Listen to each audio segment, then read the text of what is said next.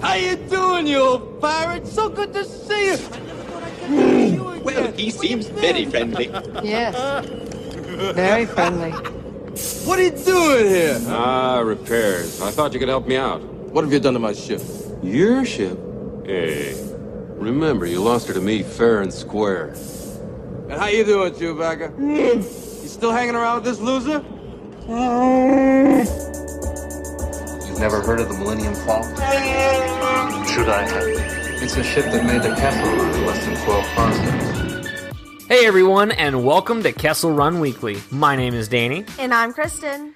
And first off, with our Star Wars news of the week, we have the 10 years coming up of the Clone Wars, and San Diego Comic-Con has something special for the people attending, not us.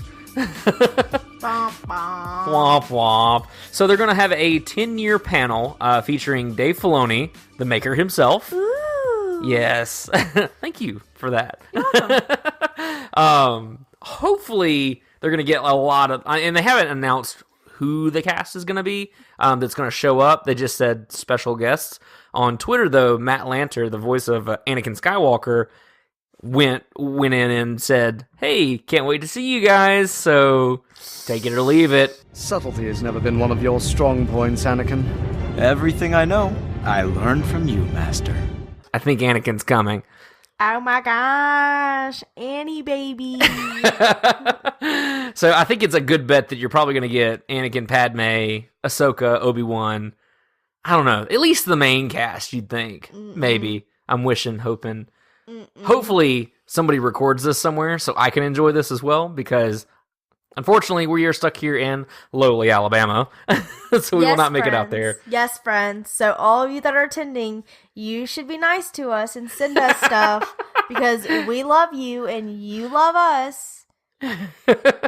Speaking of sending us stuff, there's this really cool variant cover that's coming out for a really awesome book that I'm really excited about. Thrawn Alliances. An unexpected pleasure. I am so freaking pumped. So I showed you the artwork for, because it's going to be only available at San Diego Comic-Con. It's exclusive to it. I was wondering where you're going with this. I was like, are you asking them to donate books No. to us? No. That's why I was really confused. I was like, don't listen to him, guys. But He's if you want off to. his rocker. But no. So Thrawn Alliances, it releases on July 24th, but Del Rey released a variant cover that's going to be available exclusively to people who go to SDCC, which I'm really, really jealous. So like I said, if you want, I wouldn't be mad at you. But anyways, so what did you think of the variant cover? Because I know the internet was on fire when they released it. It's pretty darn cool. I'm digging it. Oh, absolutely. And holy crap, Hayden Christensen in Anakin Clone Wars armor. Never been seen, in fan art, but officially never been seen before. Right, officially. I think it's really exciting. I didn't honestly read the first Thrawn book, so... You need to, though. It's amazing. I'm sorry, I'm behind. You'll love it, because you love, the Criminal Minds and all that kind of stuff, right? I guess. Whatever. Not like you didn't just binge it recently, but anyways. I don't know what you're talking about. But that's what it reminded me of, is getting a look into this guy's mind, because all of it, I don't know, it's unique writing, the way that Timothy Zahn writes Thrawn. It's kind of hard to say. I had to pause there. But it's really unique in getting those glimpses into Thrawn's mind, as well as seeing the story propel forward and everything. The story is really cool. It's kind of like a, who's this mystery person pulling strings behind, and kind of like a Sherlock Holmes kind of feel to it. It's there's a big mystery to it and everything, but getting glimpses into Thrawn's mind, especially while Rebels was going on, it was just too cool. I definitely love that book. That's my favorite canon novel so far. Yeah. Well, I think it's one of the only ones you've read, so... It's not. I've read 5 or 6 of them. Oh, my And there are bad. podcasts to prove it. Oh, my bad. But yeah, I remember you told me a little bit about Thrawn, and I don't know. I'll try. I have to really be in the mood to read something, and Well, and so far you haven't actually gotten to read a Star Wars canon novel yet, right? No, I haven't. You keep telling me to read Leia, and I've got it sitting up there, like, ready to go, but I hadn't even opened it up yet. All right, guys, so she needs some extra incentive, so send her some love this way. Let her know your favorite book, for sure. So, but yeah, so the Thrawn novel and everything, I thought that the cover art for this, the variant art, was absolutely amazing. Loved seeing young Thrawn and Clone Wars Annie next to him. It was just freaking cool. And on top of that, if that wasn't enough to set everybody on fire, StarWars.com released an excerpt. Aw, expert was better. of the book itself, where it's like Thrawn's and Anakin's first meeting and everything. And not going to spoil it. If you want to seek it out, go for it. If not, cool. But yeah, there was this one part where Anakin and Thrawn are like arguing over the pronunciation of Thrawn's actual Chiss name, and I absolutely loved it and everything. It was really funny. I still have trouble saying it. I tried to get you to say it earlier, which was really funny. You got it pretty close, but yeah, pretty close, I guess. I think it's about the same way you pronounced it. Yeah, I think so. The Mithral Neurodo. I don't know. I think you just said it right. I may have. I don't know. I think I said Nerodo. I don't know. Nerodo. I don't know. It's that NU, that new or something like that. I don't know. But yeah. Right. I'm really excited about this book. So July 24th, Thrawn Alliances. That's my sister's birthday. Is it really? Yeah, Kayla's. Oh, I'm sorry, Kayla. Yes, it is your birthday. She doesn't listen to this anyway, so it's okay. But yes, so happy birthday to Kayla, and awesome day for me. We can buy her a book. We could buy her Thrawn Alliances. She wouldn't read it. It's a perfect gift for anyone in your family. You're ridiculous. All right, so cool. So that wraps up our news of the week. Because all other than that, it was rumors were rumors and determined that they were rumors and, More rumors. Yeah, more rumors.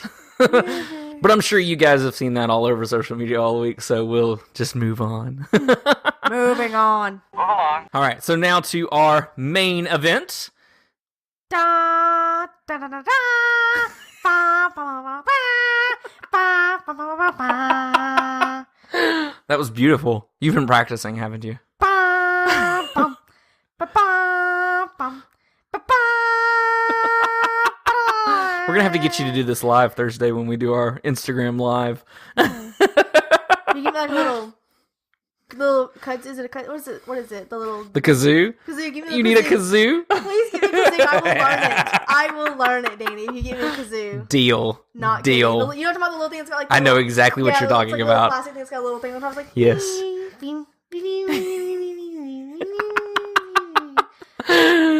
Oh my goodness. It's a deal. We shake on it. You're ridiculous. I know. So, on to our main topic of the episode. We are talking Solo and The Empire Strikes Back. And now, our feature presentation. So, first impressions, Kristen. What did you think of The Empire Strikes Back? I honestly like... Okay.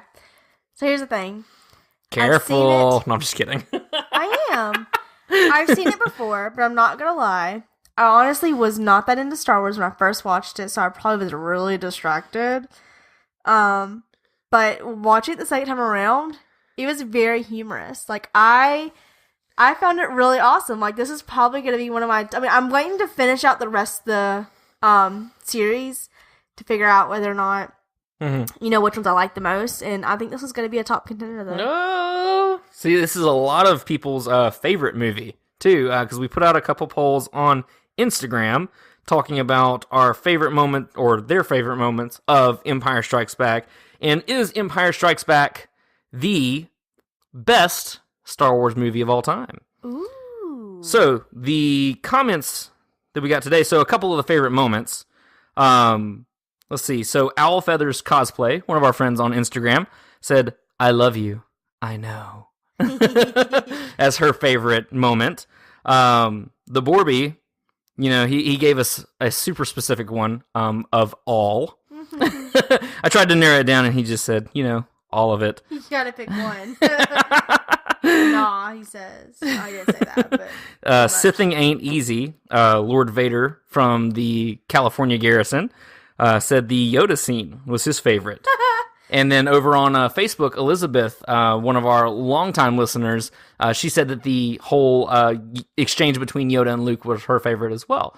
And so, to your point, talking about how humorous it was and everything, for one comment I want to make before I really get into my impressions on it is that I love seeing your face because it was like you were watching it for the first time, even though you hadn't. But it was because I'm telling you, I didn't. I know I didn't. I don't know what I was doing, but I was not paying attention the first time around. I can guarantee I wasn't. She kept looking at me like, "Have I seen this movie?" Like I literally was like, "I don't remember this." Like I knew basics of it. Like if you asked me and you kind of gave me a rundown, I could be like, "Oh, that's where Luke ends up in a tauntaun." Like okay. You know, that's like the I almost said carbon. Is it carbonite? Carbonite, yeah. Okay, I feel like I wasn't gonna say that right when it's coming out, so I'm so sorry. Yeah, so I remember the whole carbonite. I love you. I know the whole like. And, you know, I even asked Danny at one point. I was like, "Is this the no scene?" Because it was. That's impossible. Yeah, because I was like, I'm pretty sure this is it, and he loses a hand. So I mean, I can tell you like few basic concepts of it, but I mean. I really do feel like I was watching it. Well, and so I feel like the first time you watched it, you were more so looking for those moments. Because I remember when we first watched it together, you were looking at me like, is this that part? Is this the part that he says, "I am your father"? It's like, oh, that's where that's from, and stuff like that. Like, all of a sudden, all the pop culture references that you've been hearing forever, you're like, that's where that's from. And I probably was, honestly, but the rest of it I was not paying attention to. And I think it's a lot to do with the whole character development for me. Because I've seen so many more movies now, so I'm starting to really... Multiple times. Honestly, when I came in, you were like, "You want to watch Empire Strikes Back again?" I said no, but I was kind of like, yeah. I almost asked you, let me go, "Do you want to?" Because I would. But I think I'm starting to really dive deep into the characters more, because I've kind of always known the characters. Oh, like, where's Leia from? Oh, Star Wars, dummy. Like, come on now. You know, Han Solo, Star Wars. You know what I'm saying? But I'm starting to actually, like... feel for these characters. So I think watching the growth of You're them, becoming invested. I am, and I think watching them grow and watching their relationships kind of blossom, especially between Han and Leia. Oh, yes. I don't know how, but I don't feel like I've ever paid attention to that relationship very much. Han is, like, he's smooth. He is, but the funniest part is like, he's really, like, I don't know, but I always feel like I pictured Han as, like, this player. Mm-hmm. Like, he can kind of get every girl he wants. You know what I mean? Like, I don't want to really compare, but at the same time, like, I don't know. I had him kind of compared to Star-Lord. Okay. You know what I mean? Yeah. How, like, Star-Lord was always kind of like... Oh, yeah. Star-Lord was always kind of with, like, different ladies. Mm-hmm. Yeah. No, I'm just kidding. Sorry. Anyway, but yeah, so I kind of had them compared up, and just kind of watching, I didn't really feel that vibe from him. Like, he had a few smooth words here and there. I was like, "Oh, you scared I was going to leave you? You weren't going to kiss me goodbye?" You know, he used funny lines, but for the most part, Leia was just playing hard to get. Like, straight up. Like, this woman knew she had feelings, but she was like, "I'm not showing. Yep. I'm not telling." Like, I am a princess. Like, so it was funny. So talking about all of that, because I love The Empire Strikes Back. It's probably one of my top 3 for sure. And I want to reserve my list, like you said, to the end of us rewatching this and everything. Because I've seen them hundreds of times. But, like, even still, I find new things every time. Like, a lot of the side comments that Han had for Leia and everything. Like, Han has always been my favorite character. He is cemented as my favorite character in this movie. I love Han Solo. But talking about the whole romance with Leia, did it give you any drawbacks to Kira and Han? Not really, honestly. Really? Okay. To me, at this point in Han's life, he's kind of... I don't know, I feel like he's playing a different card. Well, see, this is how it kind of reminded me of Han and Kira. So, I mean, obviously... The cinematography in Solo, where he pushes her into the cape room, whatever, and they're making out, and then kind of like the closed space here. So the cinematography, yes, but what I kind of gathered, because I mean, in A New Hope, you get the sense that Han's just kind of almost cynical. Like, there's not really hope there. The world is what it is, and everyone will betray you kind of thing, which is the Beckett rule that he learned and everything. Right. But I don't know, you get the sense that Han never really truly bought into the everyone will betray you and there's no hope and all this other kind of stuff. In Solo, at the end, he was, I don't know, I got the feeling that he was hopeful still, even though Kira abandoned him and just was like, peace out, I got other things to do. I don't feel like he gave up hope on Kira at that moment. And so, I don't know, like I kind of got that feeling with Han and Leia, because with Han, even though he was smooth and he was like, oh, well, I'm going to work this and everything, at the same time, if he was that just hopeless and somebody who was that cynical, then he wouldn't have played so hard on Leia. This wasn't a, let's get this one time. This was he had feelings for her too. And so it plays into that same part where with Han and Kira, he never gave up on Kira. At some point, obviously, he does. Right. We haven't, yeah, obviously. At some point, he makes peace with it and is like, look, is what it is. And I hope that we see that in a Solo sequel of some kind, or some kind of book or something where we get more of that. No book. Movie. Movie. Books are friends. Movies are better. But yeah, so I don't know, like I see a lot of parallels there, but a lot lends to Han's growth more than anything. Yeah, I mean, now that you're kind of saying and comparing, I do remember and I can see what parts you're talking about, and they do make a lot of sense to me, so I see where you're going with that. And I'm not trying to say that like this Han and that Solo Han are like two different Hans, because I don't think, I mean, in a way they are a little, yeah. In a way, but at the same time, I don't know, like, I still feel like this Han and that Han, I don't know if I say that weird, Empire Han and Solo Han. Han in hand? Yeah.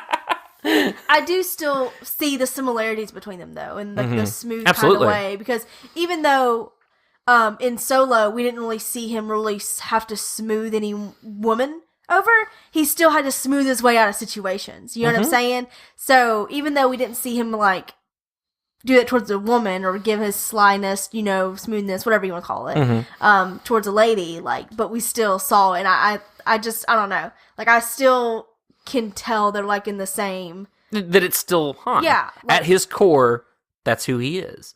And it reminded me a lot throughout Empire Strikes Back, because so for one, when we first meet Han in the cantina in A New Hope, I mean, he's out for himself. That's it. Him and Chewie, that's it. No more. He doesn't have any interest in being part of the rebellion. Multiple times says that he has no interest in being part of the rebellion.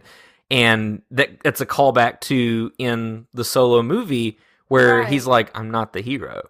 Like, I'm the scoundrel. Or he doesn't ever say that I'm the scoundrel. I can't remember what he tells Kira that he is. But he was the, not the smuggler. The, oh man, I can't remember it. Oh, too bad. It'll come to me, like, in the middle of this somewhere. But anyways, it's that conversation that Kira's like, I may be the only one who knows who you are. And she basically tells him that he's a good guy. Yeah. He's the good guy. And he's like, nah, that's not me. That's not me. And everything. He thinks he's the pirate. He thinks he's the smuggler. He's all these other things. But these are all just masks and things that he hides behind. And that's very true, I feel like, in Empire Strikes Back. Sorry, I'm getting all, like, really, like, there's a lot I have to say. I'm sorry if I ramble. Please let me know.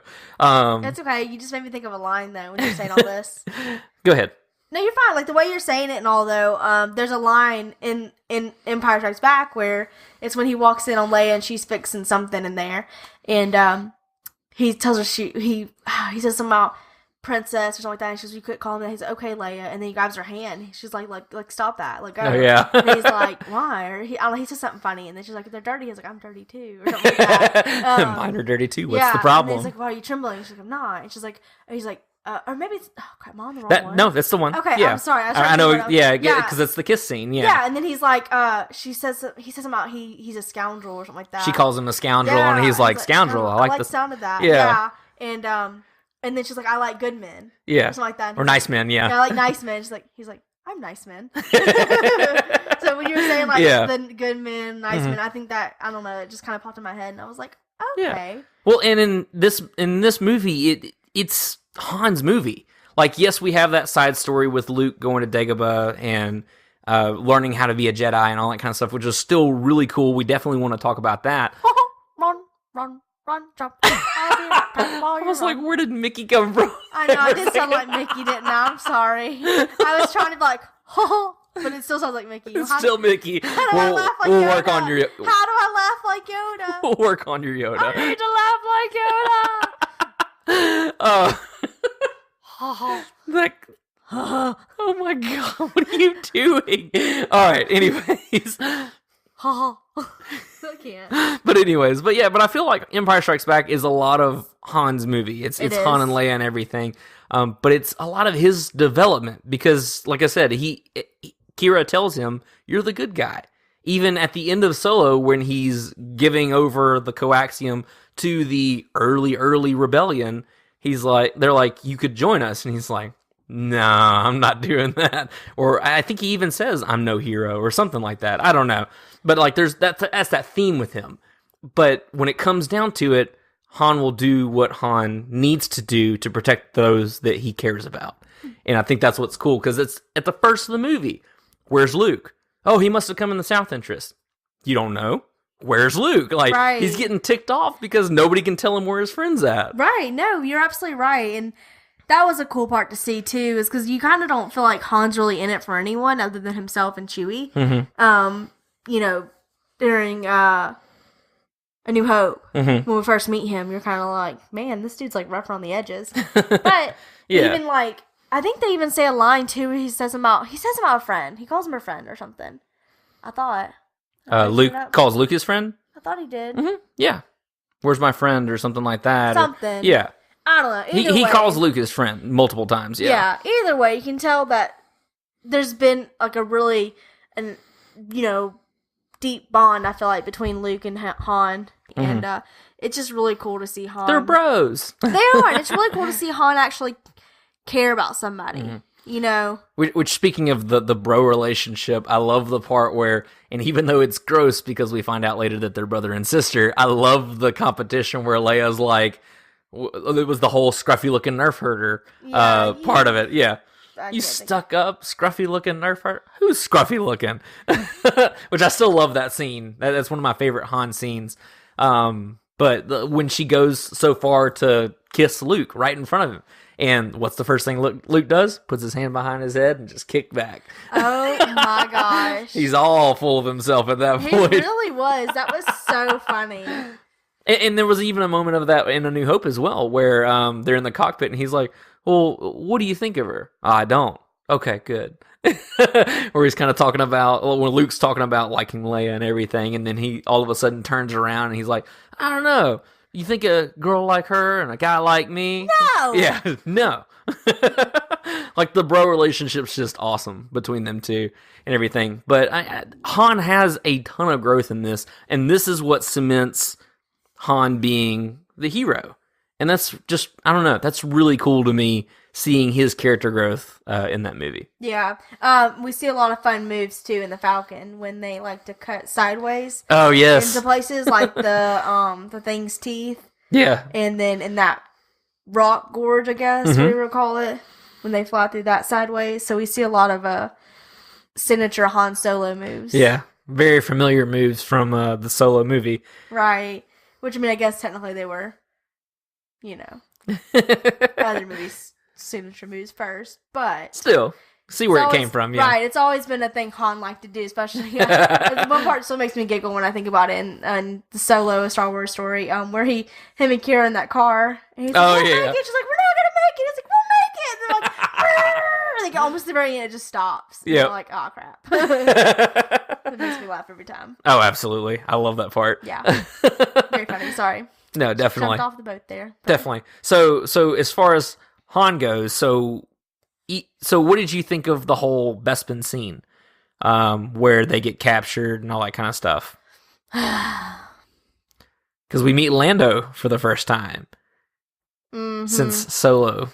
What do you think? I'm still not a fan of Lando.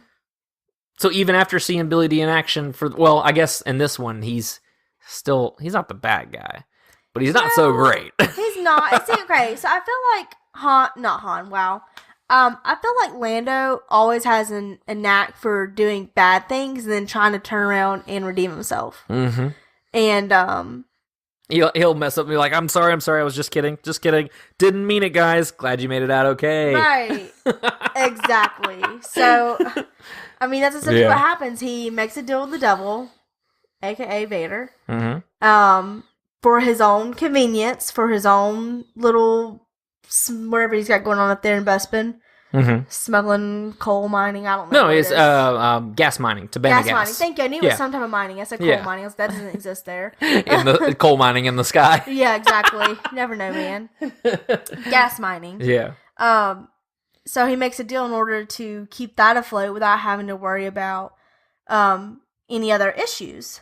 And he realizes what a bad deal he made after everything kind of starts falling apart. And Vader's like, "You'll be lucky if I don't mess up the deal some more." Or it's one of my favorite Vader lines. It's like, I'm altering the deal. Pray I don't alter it further. Yes. I love that line. So he says, essentially be glad I don't alter it anymore. So, but this is what I'm saying. This is what goes, kind of thing. Yeah. Basically, to the whole thing of there is no deal. Right. Like, welcome to the Empire. Literally. You fool. But so I mean, I don't hate Lando. I just wish Lando would not think about himself so much, I guess. There's still one more Lando movie. I know, but we'll see how that goes. But yeah.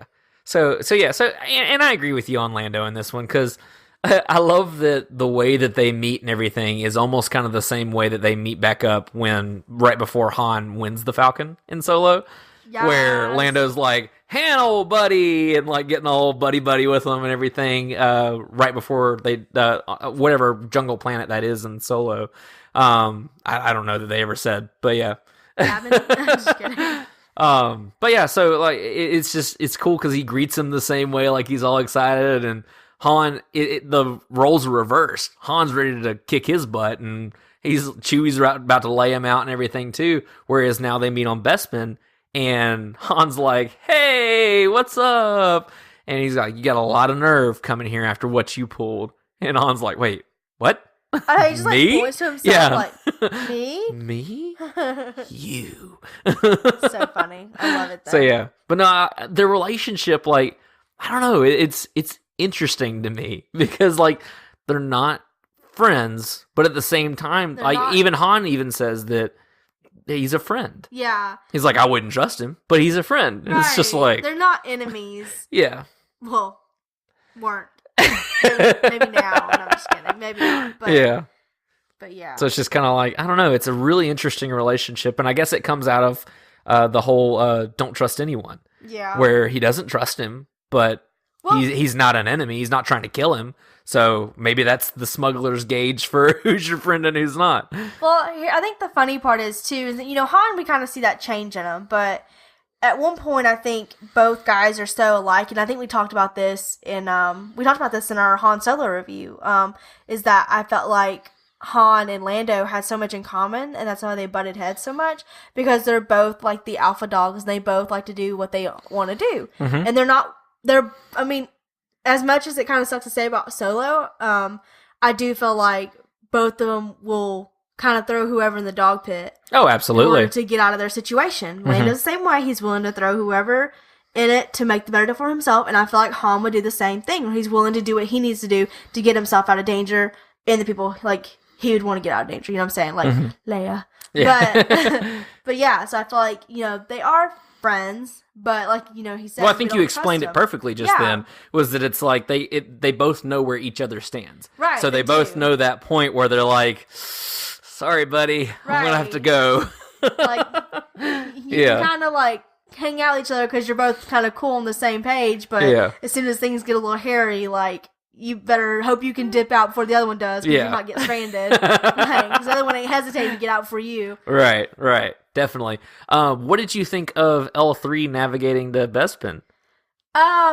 that was interesting. It's really cool rewatching these movies after knowing that L3 has been put into the Falcon. Mm-hmm. And they don't ever really confirm that in these movies. That no. It's it's solely in Solo, yeah. Right, but it is really cool because you get a lot of hints at it with it being just stubborn like that, or when they say she a whole bunch. Mm-hmm. Even one point, C-3PO says, your ship has the most peculiar language. Yes. Or where did it learn to communicate? It has the most peculiar language, yeah. Yes, just little things like that obviously meant nothing to us. Yeah. Until Han Solo, the Star Wars, Solo, Star Wars story came out. Like, it meant nothing. We didn't think anything of it other than the fact that Han Solo views his ship as, like, his baby. Like a lot of guys do their cars. Like, you don't name your guys. I know you don't name your cars after guys. Like, they're girls. They're all female cars. Yeah. Like, that's just how it is. And so that's exactly what it was for Lando and Han. Like, that ship is their baby. It's their girl. Like, they're going to take care of her. Right. So... Well, and I wonder if, like, that whole line with 3PO, because obviously the plan of L3 was not at that time. I wonder if it was just an attempt. Just kidding. I wonder if it was an attempt at making the Falcon seem one of a kind, It could have been, because, I mean, that's kind of what the whole premises of the Falcon has been this entire time, is Which it's not one of a kind, because that's actually mentioned in Solo, that Han's father worked on the line that made these ships. Right. But you don't see any other ships out there like the Millennium Falcon. Yeah. And I don't know, it's Han Solo's ship. Like, it's great. So, yeah, I mean, I completely agree. I think it was just this kind of way of making the ship seem, I don't know, unique and different. Yeah. Yeah, because, how else you gonna explain all the issues it was having, too, other than it's just a rundown ship? You know what I mean? L3's so moody. Right. Like, how else are you gonna explain, yeah, other than the thing's a hunk of junk? Like, yeah. Fastest hunk of junk in the galaxy. Right. So, but, I don't know. I liked it. Can we talk about another relationship, too? Let's hear it. So, I don't know about you, but I really enjoyed C-3PO and R2's relationship in this movie. Even though you seem to be drawn to the droids. I am, because it's so funny, because even though I do enjoy their relationship on A New Hope, too. It's really funny. They're always, like, bickering back and forth like married couples. But in this one, like, I don't know. There was just something different about it that just was so funny. And then at one point, they end up like, completely separated. Luke ends up with R2 on Dagobah. I was getting there. Do not. I was just trying to help. I didn't need your help. I'm learning. I'm doing this on my own. Baby steps. Gotcha. Thank you. And then you get Han, Leia, and C-3PO and Chewie that are in the Falcon. And so, like, and obviously I'm pretty sure they're separated in other movies too, but I feel like this is the longest time period, like I don't know, I could be wrong, but so far to me, this is the longest they've kind of been apart. I think you're right. In New Hope, they were together like the entire time, other than that little expert they took apart when C-3PO was like, "I'm not following you. If you get lost, I don't want to hear about it." Or, I don't know, whatever he like yells at him. Yeah. They were cracking me up. There was one line after they were looking for Luke out there after he got taken by the Wampa. R2 was out doing like a people search. A scan search. Yeah. Life detection search. Yeah. Whatever you want to call it. You laughed at my people search, but I thought it was great. I like people search. We need to trademark that. We will. It's like the MySpace of Star Wars, the people search. Most definitely. On it, boss. But after that, and C-3PO, I can't even remember the exact line, but I'm sure y'all know what I'm talking about. He was like, he's been known to make mistakes from time to time, or something like that. Yeah. And he's just like, my. Or he said something in between there. Well, and it's C-3PO's almost, it's like his first attempt at trying to comfort someone. Because he's like, he didn't find any life forms, but he's been known to make mistakes from time to time. Doesn't take any ownership himself. No, not at all. C-3PO's never wrong. Of course not.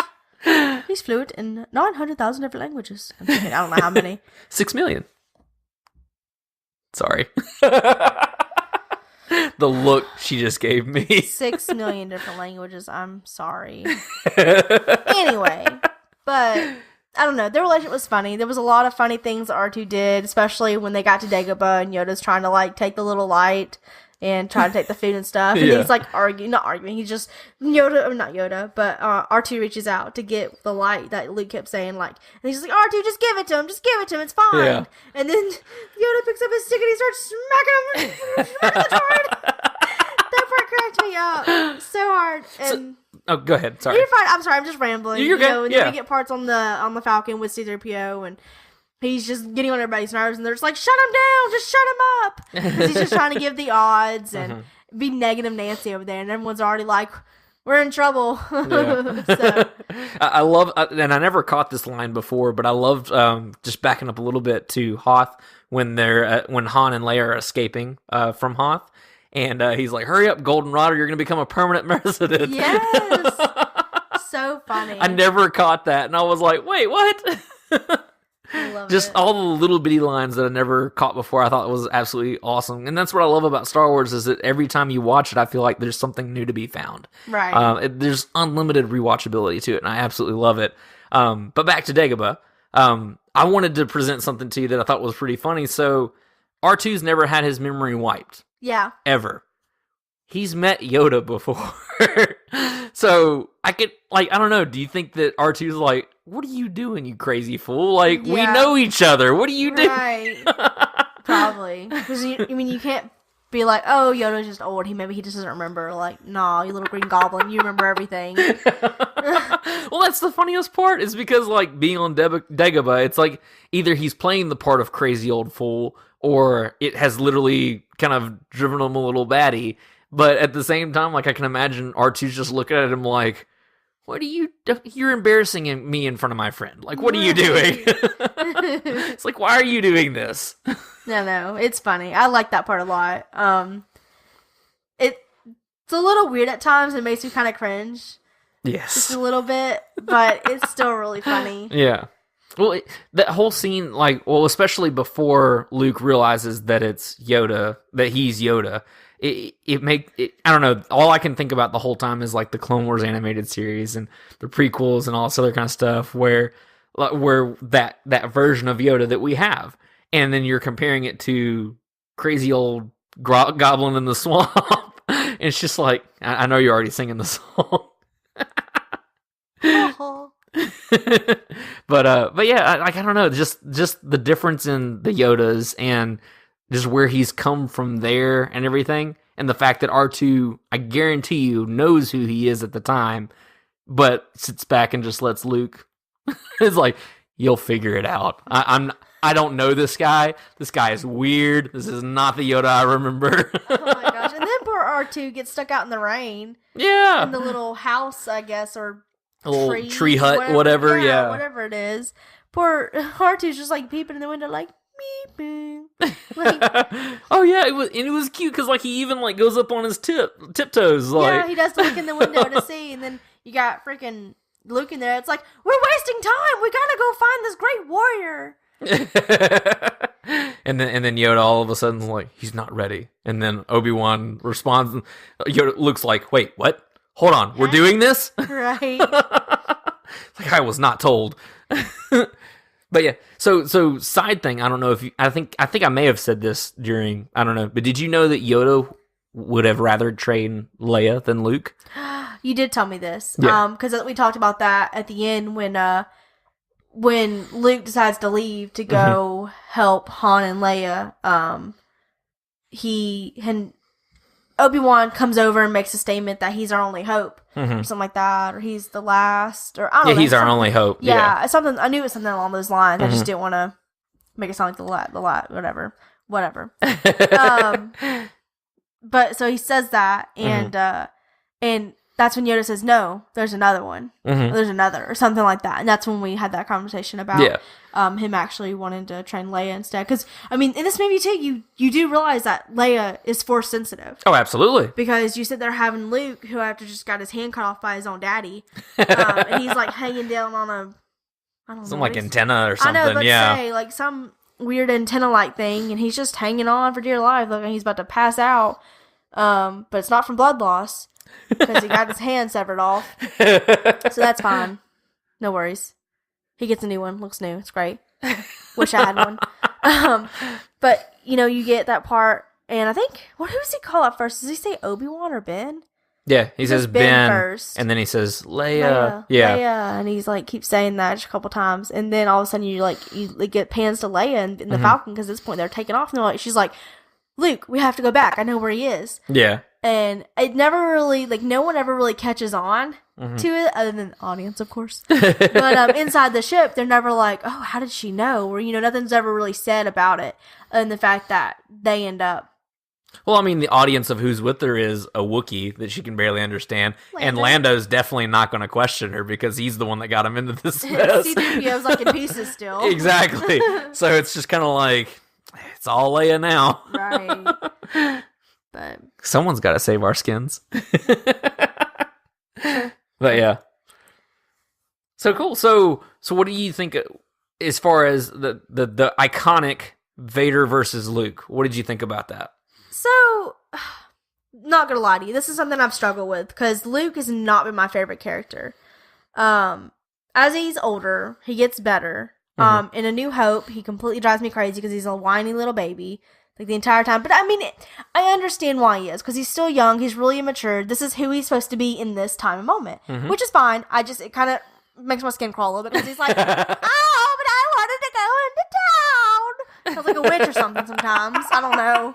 But it just makes me cringe just thinking about it sometimes. And then in this one, he's still a little antsy because he's all, that whole Yoda scene. He's like, we're wasting time. We have to go find this warrior, this great warrior. Come on, he's still that same, come on, Luke. But he's not that, Yeah. little baby anymore. And as many of you know, Vader's my favorite character. So to say that Luke is better than Vader just hurts my soul so much. Oh. And I don't want to say he's necessarily really better. I don't want to say he's better. I'm floored. But you can visibly see that, Luke gives Vader a hard time. It's not like he's just swish, swish, done. Yeah. Other than the fact that Vader gets really pissed and starts throwing just random metal objects from the wall at him. Yeah. It's so funny when you watch it though, because all of a sudden just all these things just I know. It's super cheese. It is, but it's really funny. And but I at this point I feel like Vader's really mad because he's he's kind of being shown up a little bit. Luke's kind of giving him all these guys. So you don't think that Vader was toying with him? I kind of don't feel like he was. Because I don't feel like Vader would have had to go on to such lengths to start throwing other objects from the room at him. Is that a normal move that we see Vader do? No. The only time, and I could be wrong, the only other time I remember things being pulled off a wall and tossed at anybody is in Attack of the Clones against Count Dooku. That'd be Anakin. But Dooku was the one doing it.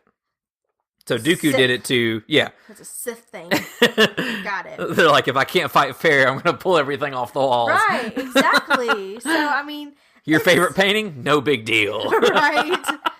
$1 million vase? Nobody cares. But yeah, I feel like Luke gives Vader a run for his money. Okay. I don't want to say that Luke's necessarily better, but he's... So how would you rate Luke in this movie?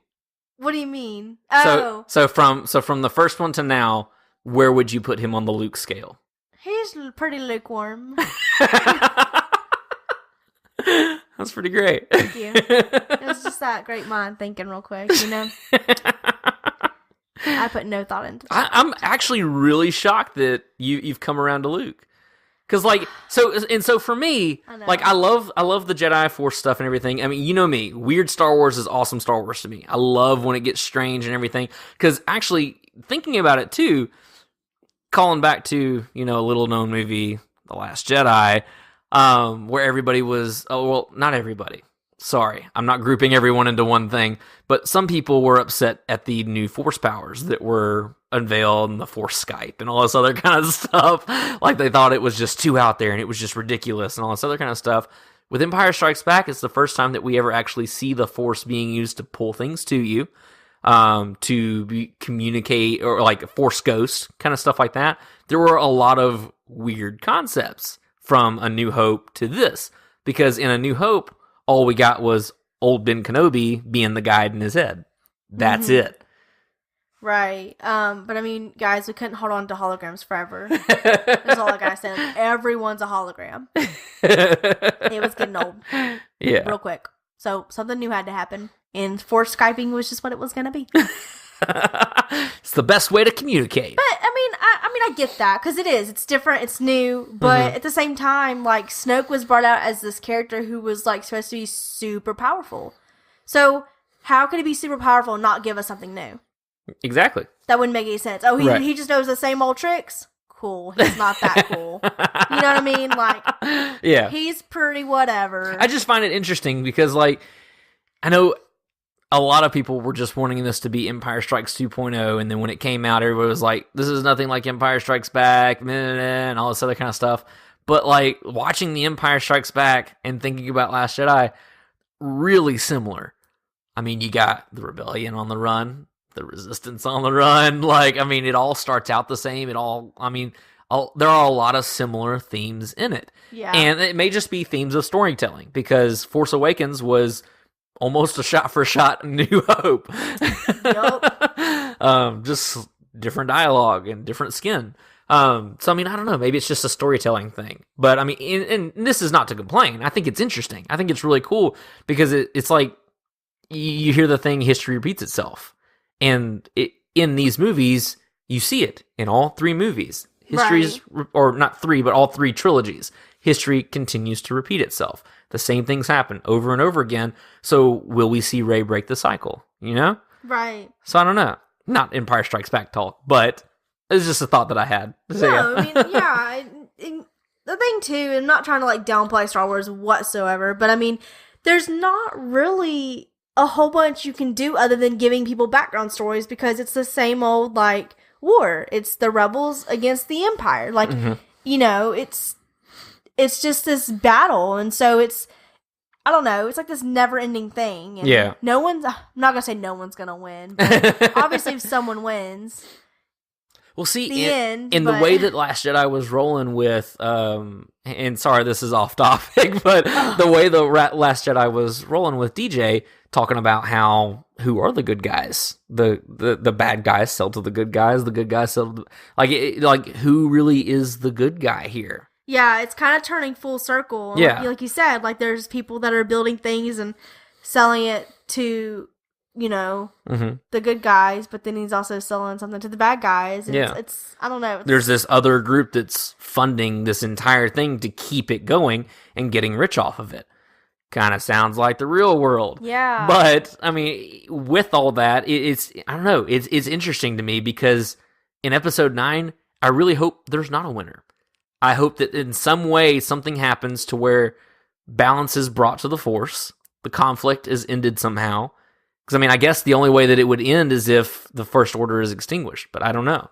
Yeah. So, sorry, this is off topic too. If you don't find it interesting, you just cut it. But so we've been going back and watching Clone Wars. In one of the newest episodes we watched together, which is not new, but one of new to you, new to me, because I have not watched the entire thing from beginning to end.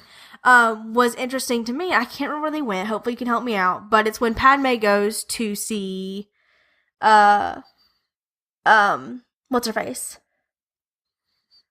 The lady that... Oh, Satine. Satine, thank you. Yeah. I knew I wouldn't remember her name. So when they go there, and she's neutral. Her planet is neutral. But her planet is suffering because they're neutral.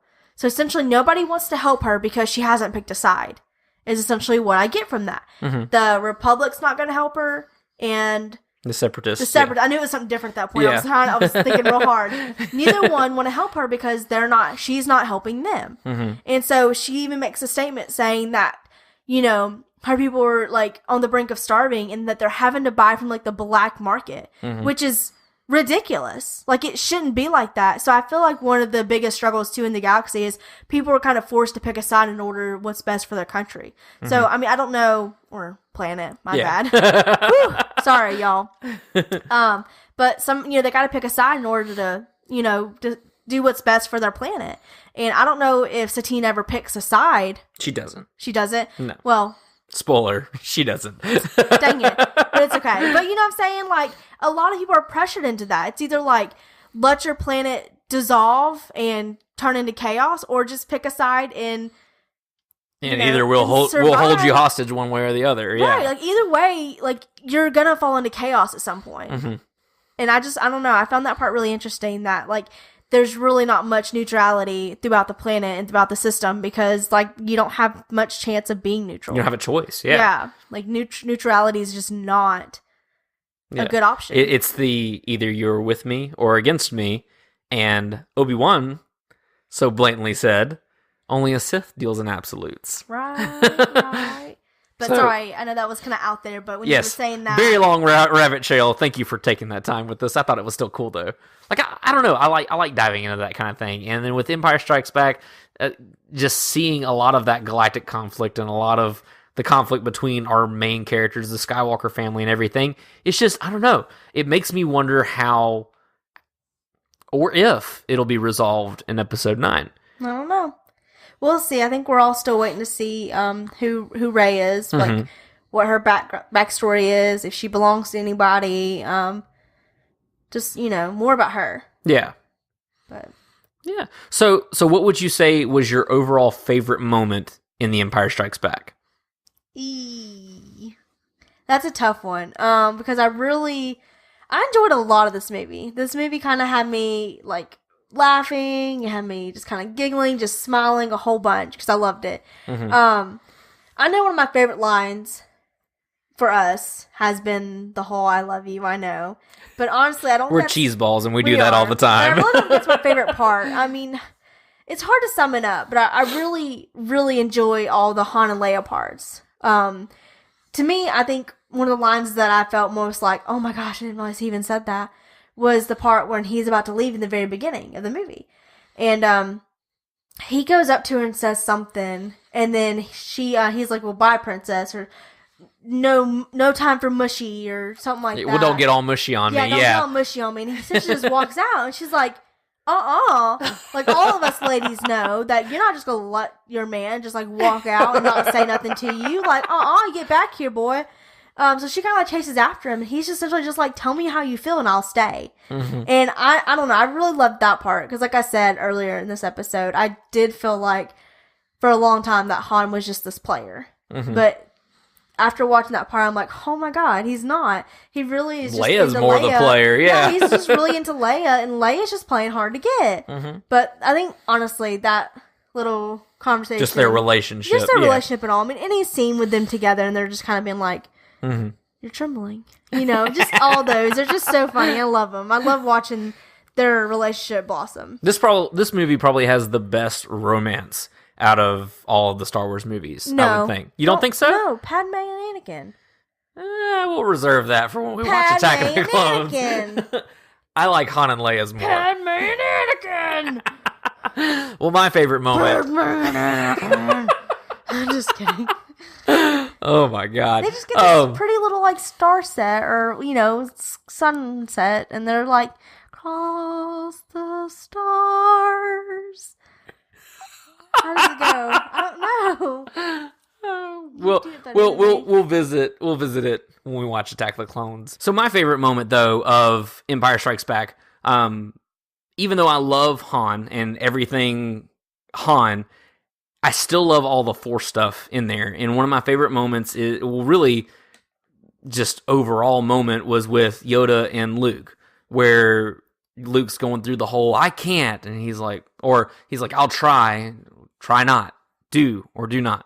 There is no try. All the little like Yoda-isms and the wisdom that he puts in there. Like I quote that on the daily. I love all of that, especially the part where, it floors me, because Luke's like, when he's trying to pull his X-Wing out of the swamp, he's like, you asked the impossible. Luke, you were just moving things with your mind. You were moving rocks with your mind, and you're going to sit here and talk to Yoda about the impossible? Right.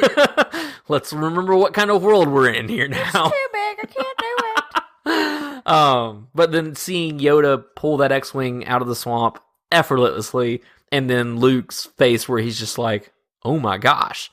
And then he's basically like, how did you do that and everything? And he's like, that's why you fail. Right. Because you don't believe.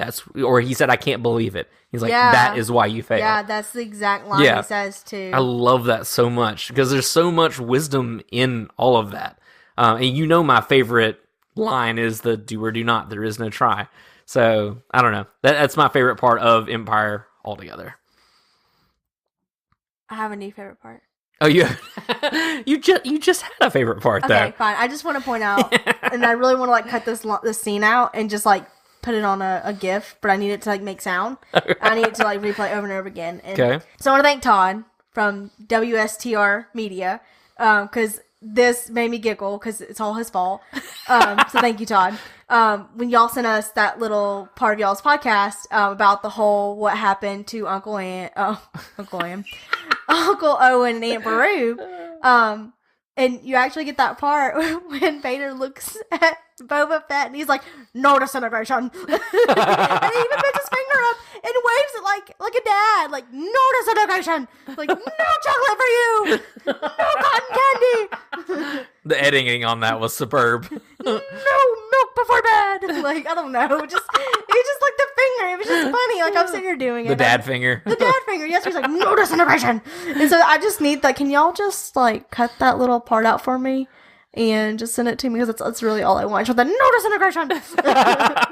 Thanks, Todd. That in my life. But it made me giggle. And it reminded me straight back to that. And I was like, I want to watch that again.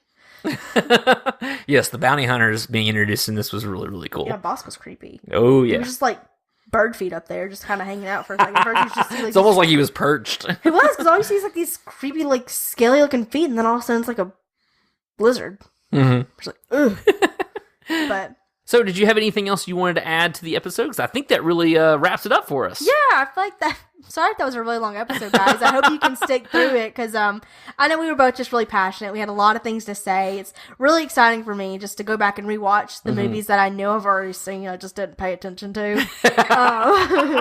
So I'm working on it. Like Danny said earlier, if you do have any good books that you want to read that preferably canon. Yes, that are really, canon. I'm trying to stay in the canon right now. I'm trying to make sure I've got everything kind of down pat. So if you just threw some other random planet out there, I probably you're still somewhat of a newborn to the canon. I am. So I kind of need to keep it inside the circle for now, and then eventually I'll start be able to branch out a little.